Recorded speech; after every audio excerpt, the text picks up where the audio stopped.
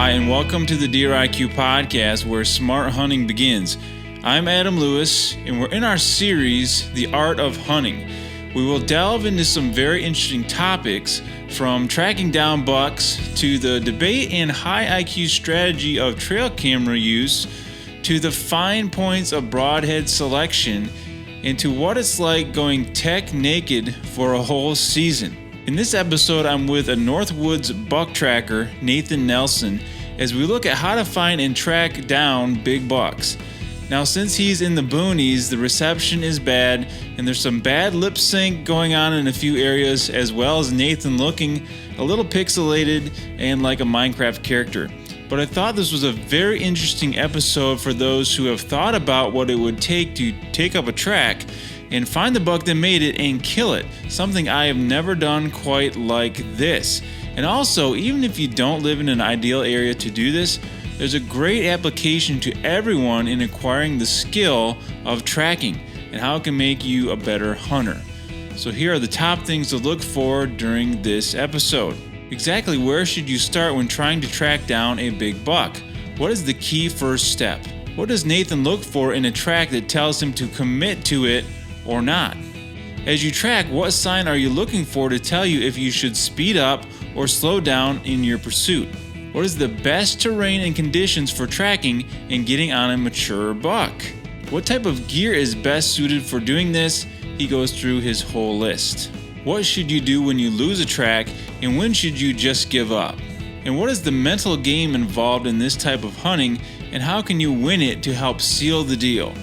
And there's a lot more in there, so let's get to the podcast and up your deer IQ.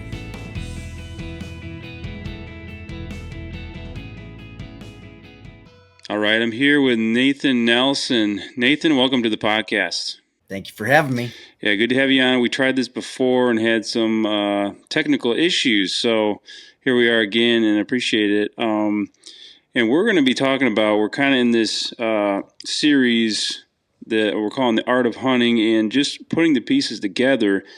And you hunt in such a way is really interesting. When a mutual friend told me about you, and it's something that I've never really done, but it's really interesting, kind of art form, I would say, that we're going to talk about here today.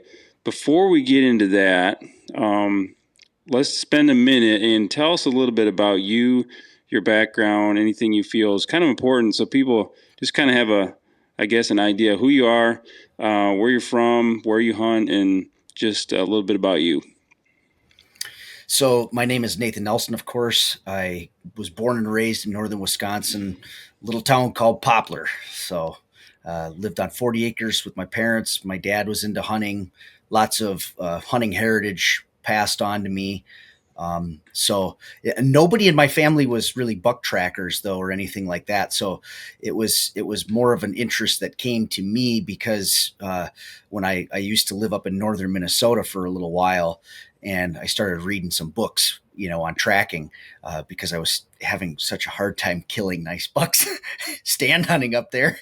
So I decided to dig into doing some tracking in the big woods up there a little bit at that time. And that was kind of when the journey started. But for a profession, I'm a youth pastor. Been doing that since 2013 and love what I do. Got a really great church that I work at, and have a really, really great youth ministry. So it's been a lot of fun being able to do that. So 2016, I actually started my own hunting show called Stillwater Outdoors. And that hunting show is basically just capturing the stories of the different adventures that I go on, and we're building the team now. So we got quite a few guys that are out filming their hunts and doing stuff now. So it's turning into something pretty cool there. And I obviously like to incorporate a little bit of faith into that as well, but it's just getting out and just having some adventures in the woods and doing some hunting. So that's what I love to do. Very cool. Well, We'll link that so people can check that out, your channel, later, and see some of those hunts. And so we are going to talk about tracking. And so this is the setting of northern big woods, right? And let's get into that. So it sounds like you kind of started this out of an interest, reading some books, but also because you were Mhm. having struggles with the normal, I guess, way that a lot of Mhm. people hunt, right? Yep. Yeah, up in my neck of the woods, if you had one encounter with a nice buck, and by nice buck up here, like probably a standard of that would be like 115-inch deer. If you saw 115-inch deer in a season, you'd think, oh, that's not a bad season. So a lot of times, there's hunters, in Wisconsin, it's a little bit different because you can bait hunt. So some guys are really getting after some big bucks there and they're starting to pattern them. And a lot of guys are being pretty successful doing that. Um, but I've never really been very good at that method of honing in on something big. They never seem to follow my script. And, after tracking bucks for quite a few years, I've seen how they react around bait sites. Most of the time they circle downwind, they come in looking for you.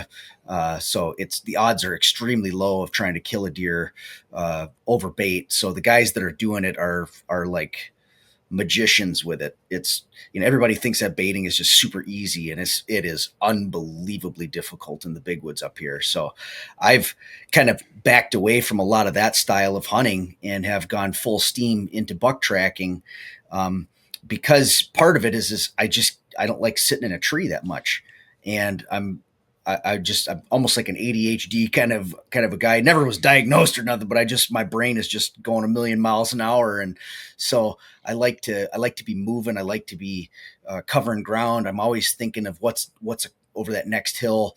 I just it's a perfect style for me. It just something that I absolutely love doing. I get to go on an adventure. I never know where I'm going to end up when I step out that door that day. I've got an idea, but until you find a track, I'm cutting country. I'm usually driving a lot of roads to find some tracks crossing the road. So that's worked pretty well for me over the years up here. And it's still trying to get real proficient with tracking, but I'm getting really good at it.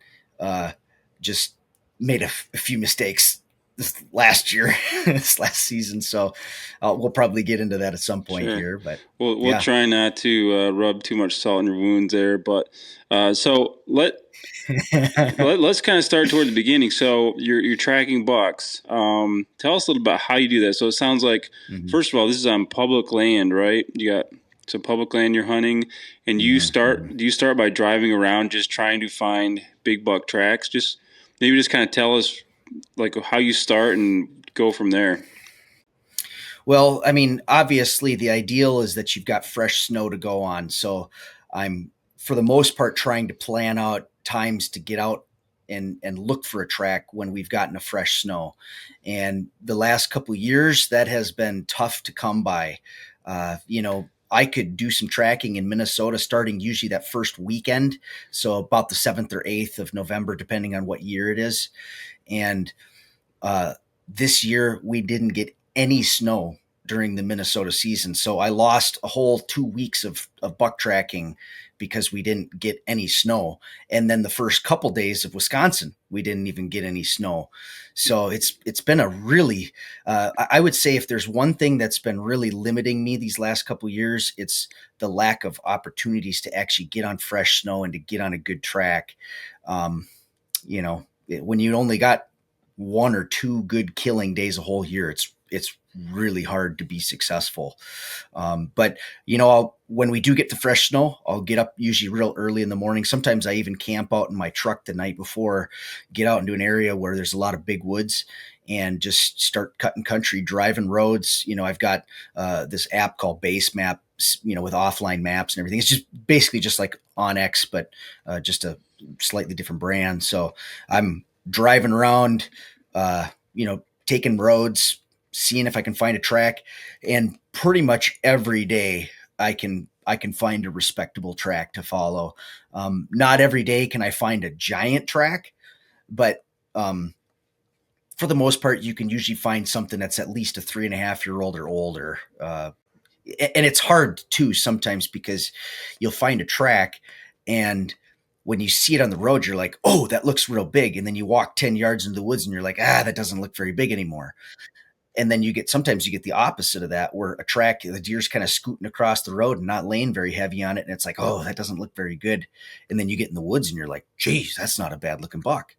So there's definitely an art to, you know, figuring out and picking out what kind of track to follow. And sometimes I get fooled. Sometimes I get on a track and it's like, geez, that just is not a good deer.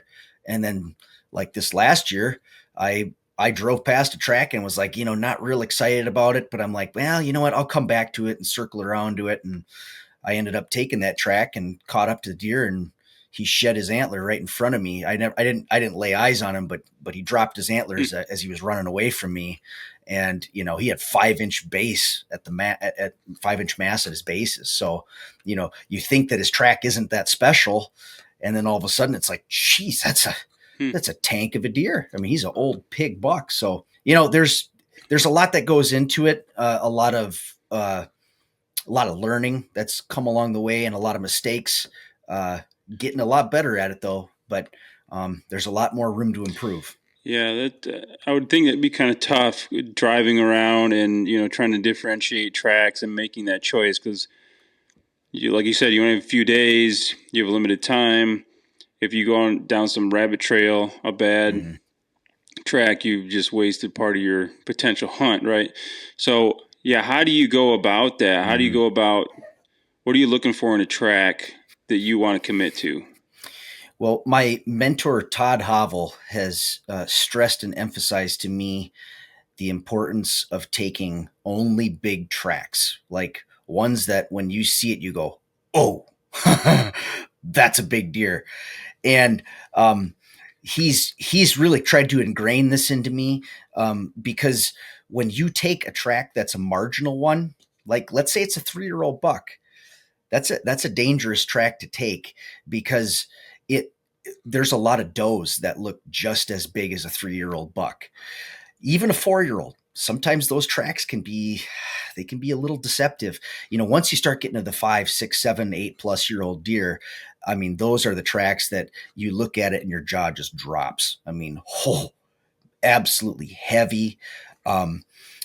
When I'm looking at a track, something Todd's taught me a lot about is looking for the dew claws. Okay. You want a track that when he steps, he's got his dew claws behind him and they're pressing down. Now, they're not going to press down every single step fully to the ground, but you should see dew claws very regularly. When you look down at the track, it should be almost constant that you look down, dew claws, dew claws, dew claws every time you look down. So that's one of the big indicators. And quite honestly, that's one of the things that helps a guy stay on a good track longer, because, you'll run into some big does, but generally a big doe is not heavy on the dews, and they're not consistently heavy on the dews.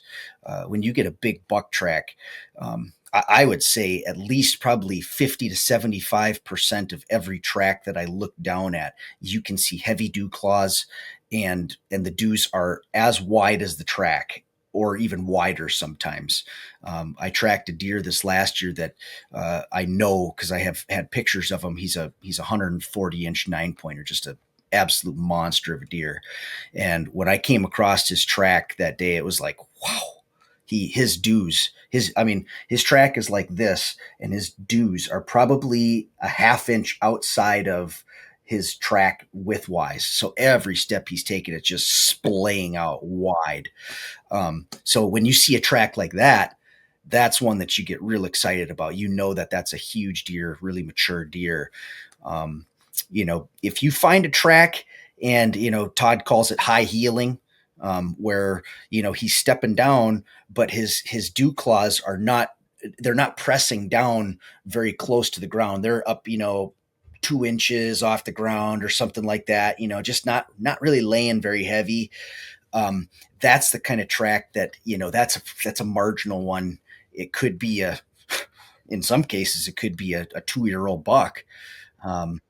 So you gotta look for one that's significantly bigger than everything else in the woods, because if you follow one that's too small, you're going to get mixed in with other doe tracks, and you're going to have a really hard time following him, because then you'll look down, you're like, I don't know if that's him. Am I on the same track anymore? And then you end up wasting a ton of time when you get on a track like that and you're spending half your day looking at the ground to see, I think that's still the same one. I don't know. And then you'll waste hours doing that. You want a track that's so big that when you look down, it's like, oh, geez, huge. And then a little bit further, you keep walking, then you look down. Oh yeah, that thing's big. That's the kind of track that you dream of following every Right. single year. So that's that's essentially what I'm looking for in a track itself. Yeah, and to clarify here, so a lot of guys maybe tracking, maybe they don't have snow or whatever, but you'll see the dew claws in dirt, right, in mud, but you're Mm-hmm. talking about when they're walking, not just running, right? Like when they're just like Yes, at a normal gait yes, or yes. walk, they're still pressing pressing in, right? Yep, and that was something that a mistake I made a few years ago. You could actually see it in one of the videos that I posted, where I went on a hunt with Todd Havel, and I brought him to a track that I found because I was like, the track looks pretty good sized, and I had him come investigate it for me, and right away he picked out that one of the things that I missed was when that deer was taking a step, he had like 4 feet between his steps. And I didn't notice that at all. I just thought he's scooting across the road, whatever. It looks like a good track. He's What Todd was telling me is that if you can take your foot and you step on the front end of that other track, and then you take 2 steps between to the next track, that's a walking track. If you get much further than 24 inches between strides, that's generally either a trotting buck or a running buck. Um, and so you want to look for something that's right in that 2 foot between the steps. Um, when you hit that mark, he's just moving real slow. And there's even a few technique things when that I've noticed once you jump a buck that can help you not waste time going too slow too soon, based off of how what speed they're walking. I've noticed a few trends with that. So at some point we could even get into that too. Yeah, But for sure. but yeah, that's what you're looking for. So, One thing I want to mention though too is when you see a running track, oftentimes they'll be splayed apart really right. far like this, and that's because there's so much force going into the ground. Well, a 100-pound doe can look like it has an absolute monstrous track if it's running and it splays into the ground. So you want to find something walking. That's the surefire way to know that you're on a big track, is when every step looks big walking. Yeah, so you're driving around, you find a big track that looks like it's walking, you're in awe of it, you start tracking it, right? Take us from there, like as you go, what are you looking for? What do you see? Mhm. And yeah, get into some of those details of what you notice about when you think you're gonna come upon this deer, right? Like trying to how long do you Mhm. actually track, and do the tracks tell you? What do the tracks tell you? Do they tell you, hey, this deer's 20 minutes ahead of me? What do you see and when you start tracking? Um, See, judging the time can be an extremely difficult thing with a track. Oftentimes, I can know pretty quickly just on the road. For instance, if it snowed all the way till like 11 o'clock at night, and you find a fresh track on top of that has no snow in it, then okay, it's at least from probably midnight or earlier. Those are the ideal types of tracks. You don't want to take one that's too old. If you take one that's probably much older than even 7, 8 hours, that you're going to spend a good chunk of the day chasing just to catch up to that deer. Um, so sometimes you don't have an option though. It's the best track you find that day, and you just got to go for it. And sometimes if you catch them right, they might have bedded down a few times. If you catch them on the end of their circuit, they might be bedded down for a few hours that night, and you might only be an hour or two behind them. So you can't make too many plans when you take the track. You just have to let the track kind of lead you where it's going to go and take you and tell you what it's going to tell you. But there's definitely some key things that I'm looking for when I'm on the track. Obviously the first thing that I'm looking for is that I want to see what kind of sign is this deer laying down, because I want to first of all confirm without a doubt that it's a buck. Usually within 100 yards, I can tell if it's a buck or not, simply because they just walk different. A big buck, unless you catch him in a feeding area, he's cutting country. He's moving. They very seldomly do I ever come across bucks that are just kind of rope-a-doping, walking around like no big deal. They're almost always moving somewhere. They've got an agenda. They know where they're going, and that's where they're going to go. So usually you can tell a lot about a buck with just that. One of my favorite things is when they dip their head down in the snow to feed, and then you can see antler prints dip down in, and you can see antler marks. This last year I had a real cool buck that I was tracking that, he bedded down, and when he bedded down, he laid his beam in the snow. And so you see this big, massive beam mark right in the snow, stuff like that. When you see that, you're like, ooh, yes, we are on a stud. So that's kind of a fun thing to do. Obviously they'll make rubs sometimes.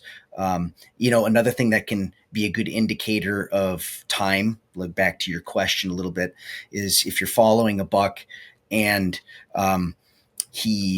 let's say he makes a rub, which happened several times to me this last season, where I come across a fresh rub that he made on the track that I'm following, and you'll see shavings from the tree on top of the snow. And if let's say he had started across the road, but when you cross the road, there was a little bit of snow in his track, and all of a sudden you find this rub, and now the shavings are on top of the snow. Now you can narrow down, okay, well, he definitely crossed within this certain time frame because that's the last time that it snowed.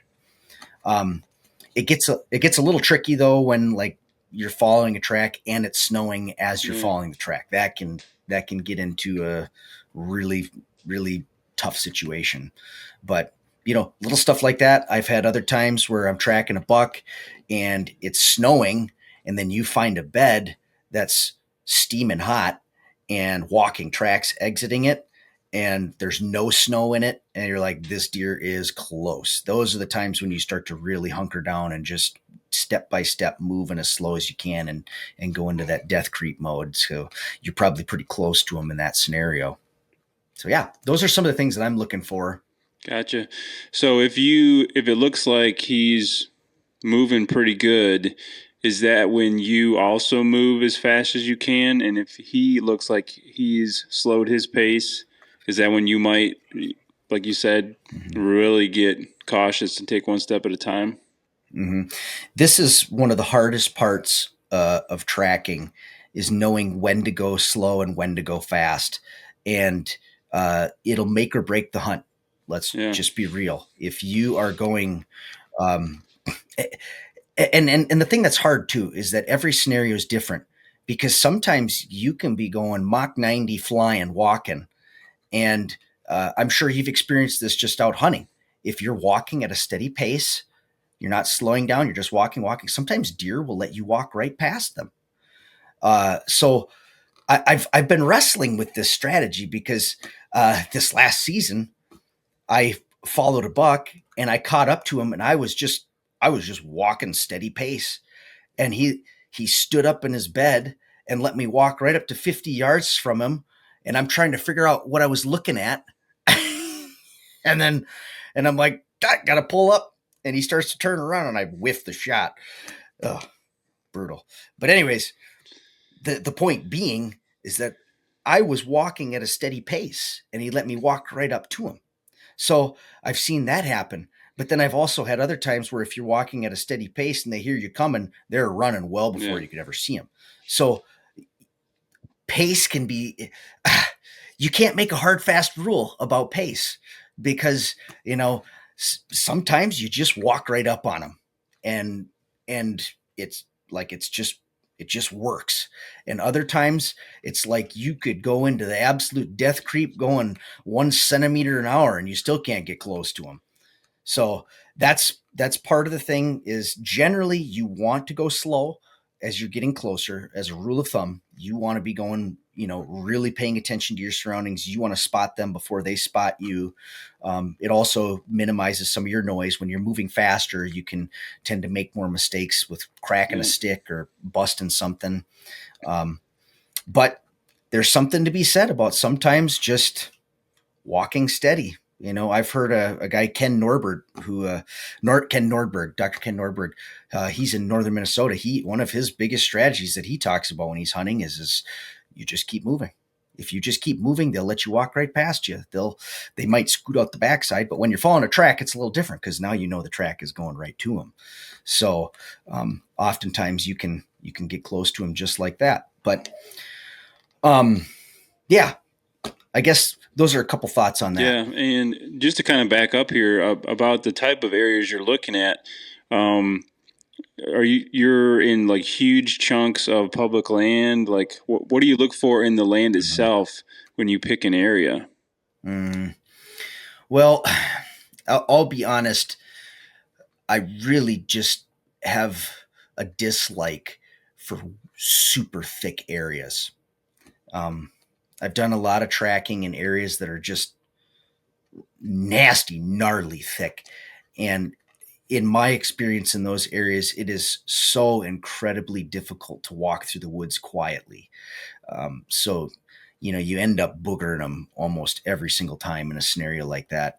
The areas where I've had the best luck laying eyes on bucks, getting close to them, are areas where there's a little more hardwoods, little less understory. I've been extremely close to a ton of bucks in super thick areas, but to be able to lay eyes on them is a whole different ball game. And then to be able to pull off a shot, it is really, really tough. Pretty much every deer I've ever seen while tracking was in an area where you could walk at least without, totally just plowing through brush all the time. So, and the other thing too is it's also very frustrating when you're trying to track and you're walking through these nasty whips everywhere because you feel like you can't be stealthy. There's nothing stealthy about it. The only way you can ever be stealthy in a situation like that is if you had a lot of rain and then it's just barely freezing enough to get snow on the ground, and then those whips and stuff will be kind of wet. Then you can kind of glide through that stuff a little bit. That's not too bad in that situation. But other than that, it's pretty tough. And if you got high winds, then you can get away with a little bit more. But without high winds in a thick, brushy area, it's tough sledding. Yeah, that makes a lot of sense. How often do you get on a track? Just a real quick question here. And it goes off on a private or something like that. Is that ever an issue, or do you look for just so big a chunks that you don't have to worry about that? Well, the unfortunate part is that many of the bucks that I'm following, they aren't hanging out in the big giant timber. They're hanging out close to the edges of the private land. So you can drive all day long through these massive expanses of woods and find 5 to 10 tracks the whole time, and nothing is really that decent, nothing that gets you that excited. But then you drive that one road that's half mile away from the private land, and it's just luring enough that there's just enough private land that if they're going away from the private land, you could track them. But they almost always are going to the private land, and you're like, well, I could jump on it, and follow it, but it's like, there's not enough ground to hunt that deer down. Right. So that's one of the tricky parts. And I had a buck this last year that I was tracking, and I caught up to him, and he was bedded right up on this rock ridge way up high. So there was no chance I was going to lay eyes on him where he was at. And I bumped him only one time. And that deer took off running. And then he got into his, kind of like a trot, but he's just cruising. He's just moving. And that deer went for 1.25 miles without bedding down and went straight onto private land. And I'm like, You gotta be kidding me. I mean, I had public land all over the place, every direction. He knew where the private land was, and he went right for it, boogied right to it. Yeah, it sounds So, tough. I mean, there's a lot of that's a challenging one. Just the technique, let alone the deer knowing where's safe. So mhm. I want to talk about some more details of it in the track, but before that, just back up a second here. So it's snowing. It's pretty cold. What kind of gear are you using when you're doing this? Because you Mhm. you might be out all day, right? Yep. So I have a really small backpack. I actually just picked it up this year because I could be a little more stealthy with it. I got a little small Kuiu backpack. I'll pull it up here. For those that are watching online, it's just this little small day pack that it actually fits inside of their. They got like a bigger pack, and this is like your final sneak kind of pack. So I like this thing because I can fit, uh, you know, a lot of stuff in here that I need, but it's so low profile and I can slip through the woods and it doesn't make any noise. I used to use a bigger backpack to carry around stuff and it'd make a lot of noise. Um, I know that there is a lot of guys that like the Big Woods Bucks guys, who I'm connected with. I wear their jacket and sponsor them in my put their promotional content out on my channel for their jacket. Um, they use a lot of those guys use a fanny pack, and that's a probably one of the more stealthy ways to get through the woods and carry some gear that you need because there's a few things that you need when you're tracking. I like to bring a lot of extra batteries for my camera so that I can film all day long. And sometimes when it's cold, those batteries don't last very long. I have everything on external power so I can film everything. I always bring a few little safety items, some band-aids, uh, you know, just bandages, all sorts of stuff like that. I bring a compass with me just in case. Obviously, I've got my phone. I bring an extra charger for that just in case the battery's going bad on that. I keep my phone on airplane mode when I'm out in the woods so that it doesn't use as much battery up. Um, I don't have a GPS other than my phone, but one of the things I am considering getting one of those like those satellite textures. Um, uh, so Garmin's got one like that, and that's one of the things I'm thinking about doing at some point, getting something like that just for added safety. But in terms of hunting gear, then I'm wearing rubber boots. Um, uh, I'm obviously wearing some pants, that are I'd like to get eventually into a little bit of some wool pants, but I don't have any wool pants right now.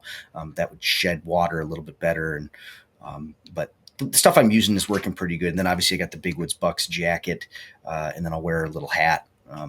And the rifle, I'm using a 7600 30-06.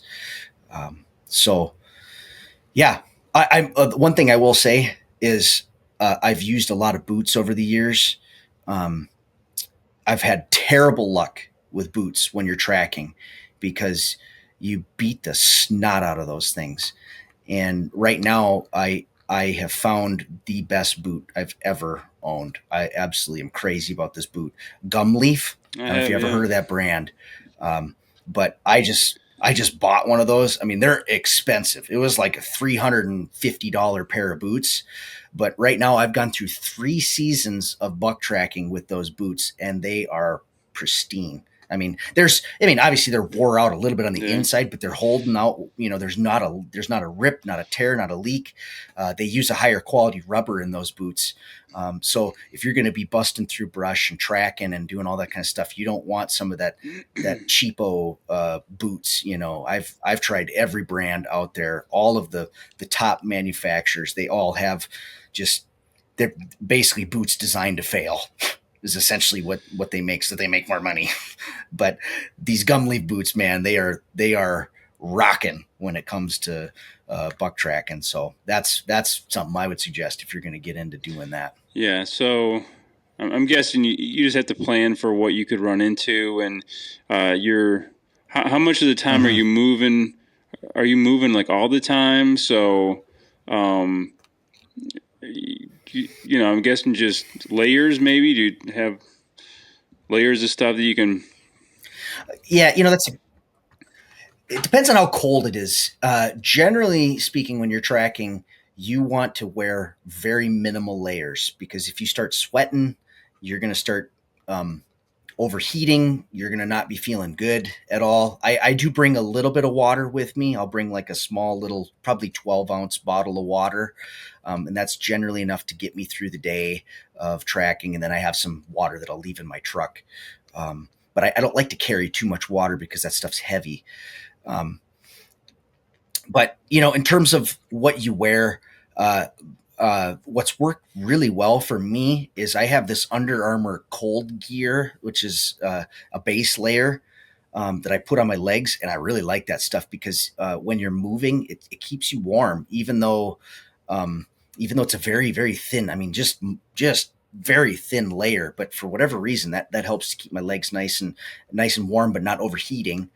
And then just a very light, I like an early season pants is what I have on right now, for that. Then I'll just put like a very minimal base layer underneath, same kind of deal like that. And then I'll generally just put my Big Woods Bucks jacket on over top of that, and that's usually enough to get me through. Now there's some times when you got to slow down, and that wind starts hitting you, and it's like, whew, you get cold real fast. But generally for most of the day, you're going to be moving at a reasonable enough pace that you're not going to be hurting too bad.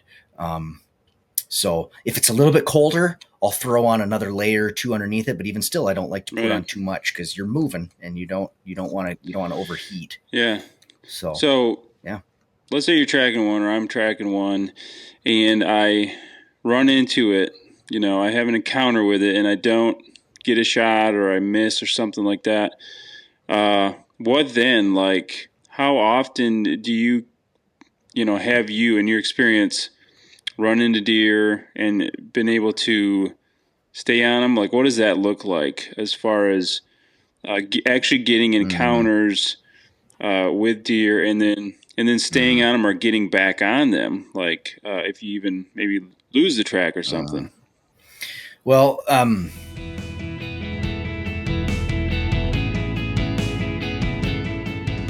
here is your high IQ moment. As we've said, tracking seems to be a lost art, but one that can really improve your success if this skill is learned. So here are a few things to think about regardless of how you hunt whitetail. First, start paying attention to tracks and trying to figure out what they're telling you. Most of us don't really study them, so this is a good start. Really slowing down and observing nuances of the track. Second, notice things like size, direction, and freshness of the track, and try to start inferring things that these tell you. Can you determine if the deer are using the area in the morning or evening? Is it moving quickly or slowly through the area? Every detail can start telling a tale of what is going on. The more we start reading the sign, the more intel we have for making good decisions in the moment. And that's high IQ and something to think about. And if you want to unlock your full potential as a whitetail hunter, I invite you to our 2-day advanced whitetail workshop coming soon. This is a no-nonsense weekend for those very serious about improving as a hunter. We'll be covering our proven 6-step framework, giving the exact tools and mindsets needed to be more consistent at taking great whitetail right where you hunt. And the difference is our workshop is tailored to you. You'll walk away with more than just information. You'll walk out with a plan for you. Find out more and sign up below for this weekend experience, sure to take gears off your learning curve while space is still available. The Deer IQ Advanced Whitetail Workshop. And now, back to the podcast.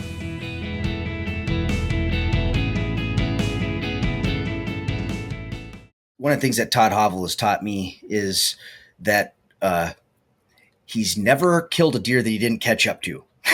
So you got to catch up to him. And generally speaking, what his teaching to me has been is that you just cruise. Obviously, if you run across sign that's telling you this buck is right here, like right now, like if you find steaming hot poop, like that is the indicator that you need to slow down, or you find a smoking hot bed that's got wet snow in it and the deer's got walking tracks exiting, then you might slow down. But for the most part, if you're like every single time you feel like he's slowing down, you start poking along and go into the still hunting mode, you'll never catch that deer. You need to catch up to them first. So that's always, if you can catch up to them, and right before you get to them, you see the sign that they were there. That's like the absolute most ideal scenario to kill that deer, because he's unaware that he's being hunted. Uh, Once you bump them the first time, you can still get a follow up on them. It happened to me just this last year after I shot at him 3 times. Wow. Missed all 3 at a running deer. He was going wide open, running like this, and I whiffed it. But then I caught back up to him again, and that was when I was telling you earlier about that story, the buck that I walked right up to at 50 yards.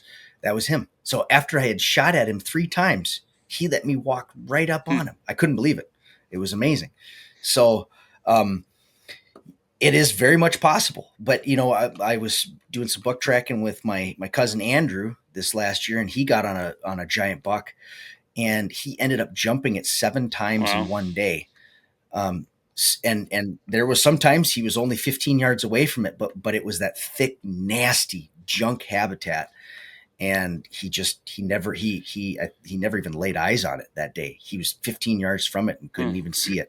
So it's possible to stay on him, but I'll tell you this: after you bump him, if you bump him 2 times, it gets real hard. If you bump him 3 times, that deer is very well educated and he's running, especially up here in wolf country. I think that if there was ever the toughest deer to kill tracking, I think it's in northern Wisconsin, northern Michigan, northern Minnesota, because these deer are they haven't been tracked by many humans, but they have been tracked by wolves, and they know every trick in the book to get away, and they don't wait around. They are super tough to kill. Yeah, out I mean, here. as soon as they know, like what you said, it makes a lot of sense. As soon as they know they're being hunted, they're very alert, right? But how far do they typically go after you bump them till you run into them again? Does that have to do with habitat and terrain? Like, what are you talking distance wise? I think it has more to do with how badly you bumped him. If he just hears a noise but didn't smell you or didn't see you, he just got sketched out, he might only run 50 yards, 100 yards, and then turn around and look back. Okay. Now that can be a good scenario to be in. I had a buddy of mine that was tracking with me one year, and he took a track, and it was crunchy snow, nasty, just terrible conditions. And he crested over the hill, and all of a sudden on the ridge just across from him is the buck that he was tracking, and it was standing there staring, looking back at him, and he pulled up to shoot and he missed him. But when that deer was standing on that ridge over there, he had actually been bedded right where my buddy popped over that hill, but he heard him coming but didn't know what was coming, so he went running just over the next ridge just to get some distance away, and then he turned around and looked back. Sometimes if they get a little bit more educated than that, they might run 300 yards, stop, look back. Generally though, if your wind blows to them, in my experience, you're in for at least a half mile. When they smell you and they know you're following them, they hate it. Absolutely hate it. And they will go a long ways. Now, they don't run the whole time. They'll generally only run 250 yards, 300 yards. Sometimes they'll even stop after that. Even if your wind blowed to them, they'll stop and they'll turn and they'll look just to make sure that nothing's immediately coming after them. But then they'll keep walking. And this is the part that's always killed me, because I think, oh, they stopped. He's going to be bedded close. And so then I start poking along. And then all of a sudden I'm like, geez, he's just going and going and going. So one of the things that I like to do, and this is getting into a point that I had mentioned kind of briefly earlier that I wanted to tap into, if you're okay with Yeah. me going on it. When you're following a buck, if he is stepping pretty much any further than 24 inches, he's still cruising. Okay. So I've had that happen where it's like I'm falling. He slows down a little bit. He's not running anymore. And I'm like, ooh, he's going to be here. But he's still, he's just stepping just like 26, 28 inches, just a little bit far. If he's still doing that, he ain't stopping. He is cruising. He's moving. So you gotta wait until all of a sudden his pace, his pace should almost look like he's like decompressed. You'll see this just almost lackadaisical walking that'll happen all of a sudden, and then that's when you know it is about to happen. So that's what I'm always looking for. If he's just going steady gait, just moving, he's not running, but he's just moving steady gait. Keep moving. Just keep moving. Wait till he really shows that sign that he's slowing down. Sometimes, like feeding sign, that can be a good indicator. As soon as he starts to eat, that's what I was talking about. That real relaxed, feeling, like all of a sudden he's like, oh, I'm kind of hungry. Right. Let's eat a He's little feeling bit here. safe. He stopped thinking about me at that point. And I would. Yep, he's feeling safe. What do you think about like straight line movements versus he's meandering now? Is the meandering stuff basically saying, hey, I'm pretty nonchalant about this, and that kind of an indicator? Mm-hmm. Yeah, and the tricky part is that the meandering, by the time you hit that, you could be within 15 yards of him. Sometimes it just depends on the deer. Ideally, what you want, the absolute ideal condition is that you're poking along, following this track. He's just moving, and all of a sudden he stops and slows down and starts feeding or something, and then the hope is he's 75 yards, 100 yards away at that point. That's what you want. That is like, if you could have the most ideal condition, and with enough brush in the way that he can't see you, but not too thick that you can't shoot. Or what's another great option is it's a little bit thick in the direction that you're going, but off to the sides is open. If you could find something like that, oh, that is amazing. Because if he jumps out any side, you've got shooting. A lot of times, in my experience, when you jump them, they run straight dead away from you. They don't. I've only had a few times when a buck has actually just run parallel to me, and that was one that happened this year, and I obviously missed him. But when they run, they almost always, probably 99% of the time, they're running straight away from you. So that's a really tough scenario, especially if there's brush between you. Your target's also really small in that scenario, because you basically got like a Texas heart shot, and that's what you're rolling at. So you always hope that they kind of swing a little bit. If they swing just a little bit, that gives you a little better opportunity. Still tough running shots. What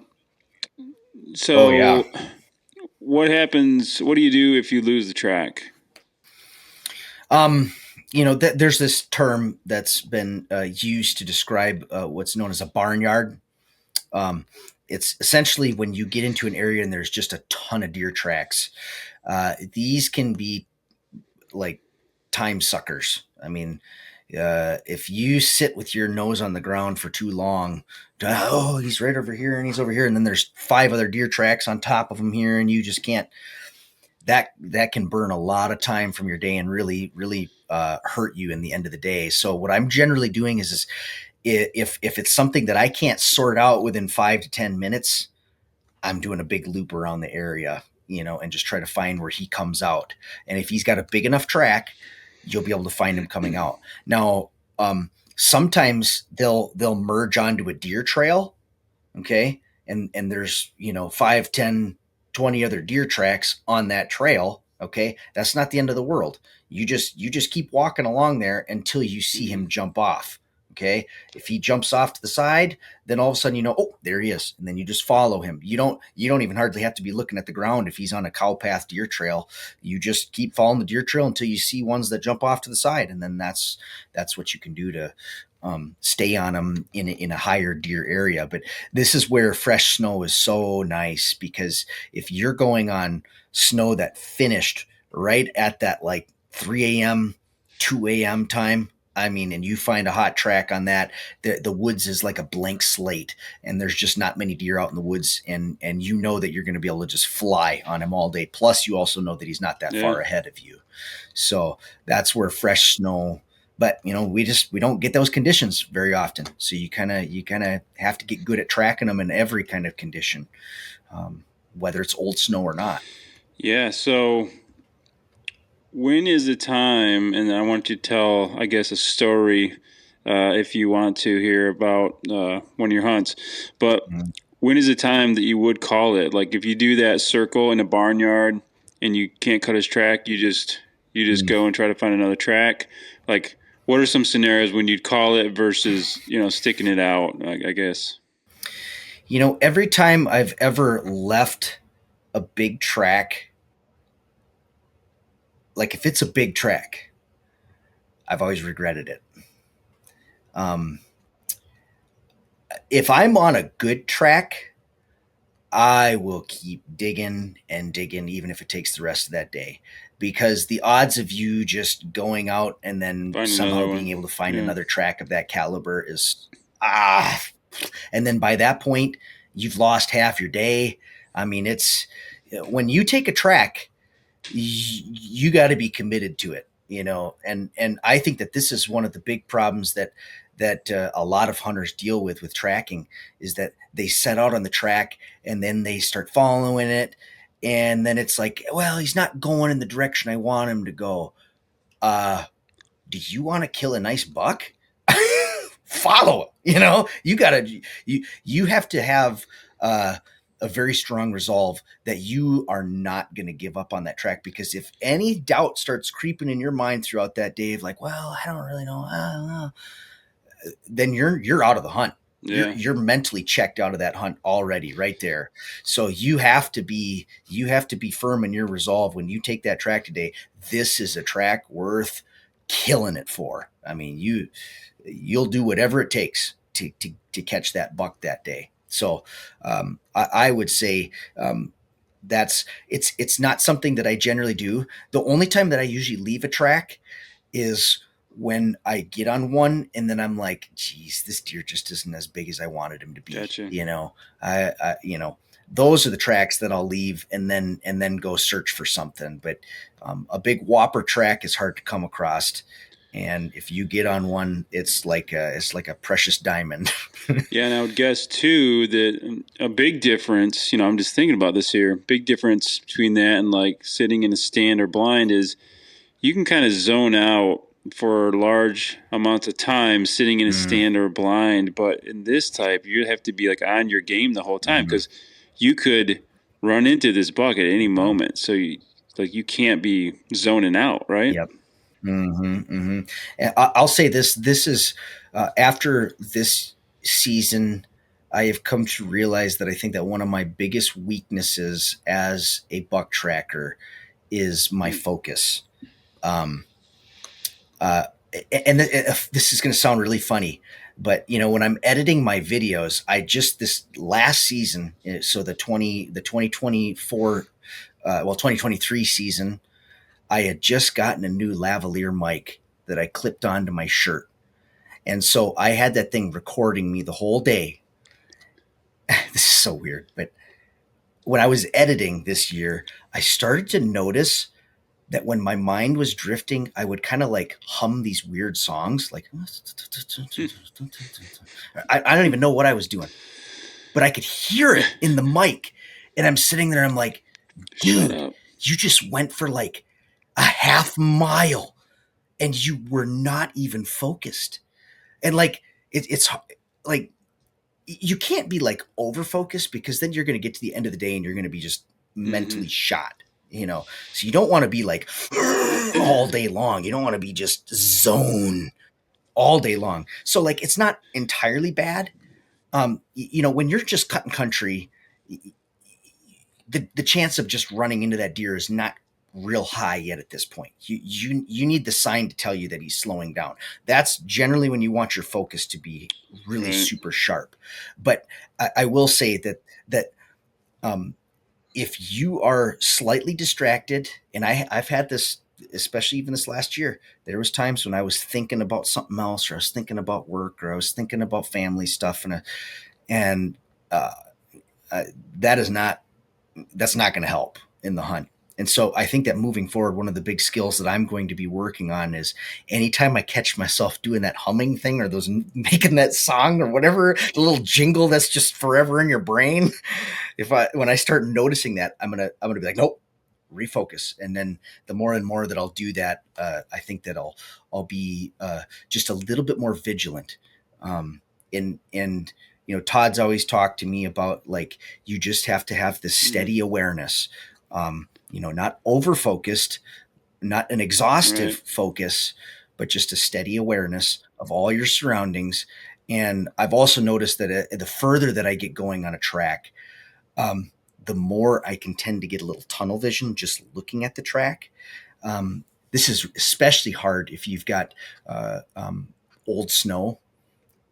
Honestly, old snow is so hard for me personally. I can follow the track and I can stay on them, but I end up spending a lot of my time having to look down. And so then instinctively, I'm like, sometimes I'll go for a whole section. I'm just walking like this. And all of a sudden I'm like, get your head up. Look, you got to have your head up. You have to be looking to see. You can't shoot a deer unless you see him, you know? So, there, it's Yeah. How tough. much of the time should you be looking up versus down? Well, I would say that, probably some of the better trackers would be saying I would say upwards of 80% of the time you should be looking Yeah. ahead of you. Um, you know, Maybe even more than that. Uh, I would say personally, I'm not there. I'm not doing it quite like that yet. Todd has told me on numerous times that when he's been tracking, that sometimes he'll be so intent on the hunt that he'll look down and be like, "Oh, I got off the track." And that's where you want to get to that point where you're flirting on the edge with, I could lose this track at any moment because I am so looking at my surroundings. Um, and some of that too. This is once again is kind of a skill that I'm trying to develop. But uh, there's there's a certain eye that you have to have as a buck tracker. Um, it's like, and this is a skill that I still have. I'm not very good at it yet, and this is something I'm working on. But let me put it as simple as this: you ever open the fridge and you're like, "Where's the ketchup? Where's the ketchup?" And you're looking, you can't find the ketchup. You shut the fridge door. You ask your wife, "Where's the ketchup?" She walks over and points right at it, right in front. You're like, "Oh, it's right there." Okay, like with tracking, like sometimes that thing can be right there, and you're just not seeing it. It's there. You just have to have the right type of vision for it. You have to see the right things, and that's a very tough thing to do. Honestly, I think that comes probably more with experience than anything. But I also do think that there's some people that just naturally God gifted them to be better at spotting things, and they just have this keen eyesight and a keen focus. So I have to make up for that because I'm lacking in there, because that example of the ketchup is me. Yeah. I would think in this case, if you're just walking out of the woods, that experience has to be a huge part of it, right? Knowing when you need to really focus, Mm-hmm. when Mm-hmm. can kind of coast a little bit, autopilot a Mm-hmm. little bit. That's got to be a lot of experience, right? So, well, let's end it Mm-hmm. here. We Mm-hmm. got a few minutes here to wrap up. Let's hear one of your stories, Nathan. Mm. So one of my favorite tracking stories was a buck that I ended up killing, and this was one of those hunts that was an absolute textbook hunt, like the one that you want it to happen this way. So um, I was driving around all morning. We had this fresh snow. This was a couple years ago in Wisconsin, and so I'm following this track.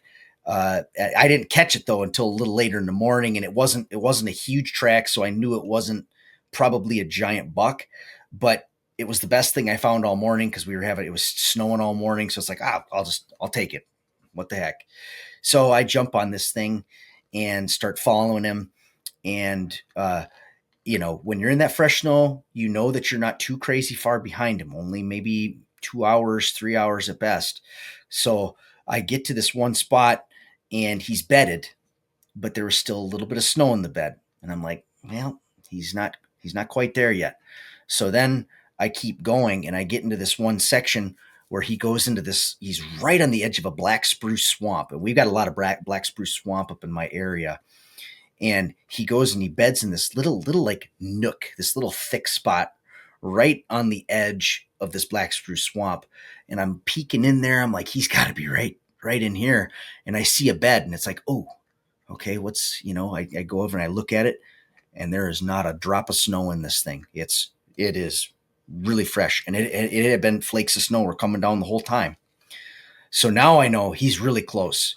I go a little bit further, and I find some poop on the ground, and I picked it up and I felt it, and it was hot. It was still warm, and I would say it was probably 20 degrees or 18 degrees that day. So it doesn't take long for a little tiny turd to get cold.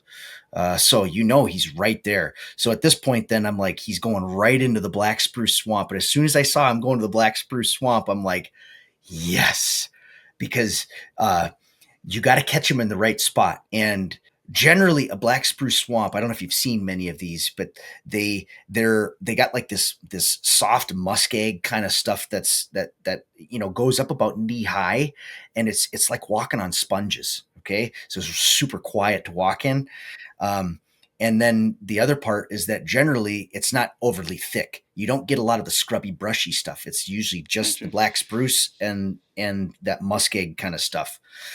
So I'm just poking along real slow, and he wasn't leaving sign that was real big. So I'm not anticipating a whole lot from him at this point. But the hunt is so exhilarating at this point. I just keep going on him, and there was a couple spots he was feeding on a lot of these little, I don't even know what they were. They're almost like little pods or something that were out in in that muskeg stuff. So he's walking, and I'm walking straight this direction, and my wind is blowing just slightly off to my right, but heading towards the direction of the buck. So I'm like, if he's circled down to my right, it's going to be game over. If he's straight ahead of me or to the left, then I'm good. So we're really cutting it close at this point. And so I just keep moving, just real slow, just step at a time. All of a sudden I pop around this tree and I see him, and he's facing directly away from me, and he's feeding, and I see his antler just flopping around at 30 yards. And I'm like, oh, he's right there.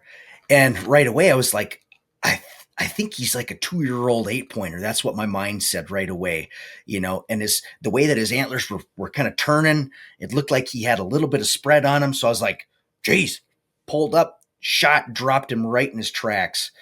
And so I'm like, I'm just jacked up. This is just so awesome. It's the cool part about it is it was my very first tracking kill in Wisconsin, and the very first public land buck I'd ever killed. So that was pretty cool. I killed a bunch of bucks on private land. That's what I grew up hunting, was mostly private land. I never really had much luck public land. I never really did any public land until I moved to International Falls. So I killed him there. And then the other thing that's kind of cool is that's the very first buck ever killed tracking on video in Wisconsin, at least that I know of. So that's nice. My claim to fame. I got the first one on film, and then I get up to him and I check out his antlers. Left a little bit desired. I lifted up his rack, and his whole entire left side was busted off. So he was a half rack buck, and then I look at him, he wouldn't have even been an 8-pointer. He would have only been a 6-pointer. So he was but here's the thing is point being on this with a track, when you take the track, you're kind of committing to it no matter what the antlers are at the end. And you make the call. Very seldom. Yeah, very seldomly do you ever get to make a judgment call. I mean, you see movement, you're pulling up, you're shooting. So that was actually a mistake I made this last year. That buck that I missed that I was telling you about earlier, I hesitated because I wanted to see what his antlers were. And when you see the buck, you need to pull up now and you need to shoot. So now. You almost make your decision when you choose the track. Yeah, exactly. You have to be very picky when you take the track because you may only get one legit good opportunity the whole season to shoot a deer. And if you spent that opportunity looking at the antlers like what I did, you lost it. So that's the tip there. Well, my condolences there for you, Nathan. But that's a cool story, the other one. And it's a very tough form of hunting, but it sounds like it's really rewarding and kind of, it's something that would be fun to try for sure. So, well, Nathan, I really appreciate you sharing all that stuff today. I think people will really find it interesting, but also informative, maybe try it sometime. As we wrap up, tell us about your channel. I'll link in the show notes and stuff. I'll link, put a link to it, but just give us a little bit about that, the name and all that. Yep. So you can find us on YouTube at Stillwater Outdoors. We got a couple hundred videos on the channel, 12,000 subscribers. So things are growing, and we've got a Facebook, Stillwater Outdoors on Facebook, and then we got Instagram, Stillwater Outdoors as well. So you can find us there. If you need to get a hold of me for whatever reason, you can contact me through the Facebook is usually the best way to get a hold of me if you need to do that. Awesome. Well, again, nice chat, and thanks for coming on, Nathan. Thank you. Okay, here are your high IQ takeaways and challenges. The challenge for today is to start thinking more about and actually practicing tracking deer. Actually find a track, take it up, and see where it leads and what you learn. You may be amazed by what you find out by including this in your hunting regimen. In next episode, we delve into trail cameras, how to best use them to up your game, and the great controversy around them. Are they really fair chase? You won't want to miss that as we continue into the fine art of whitetail hunting, and I'll see you then.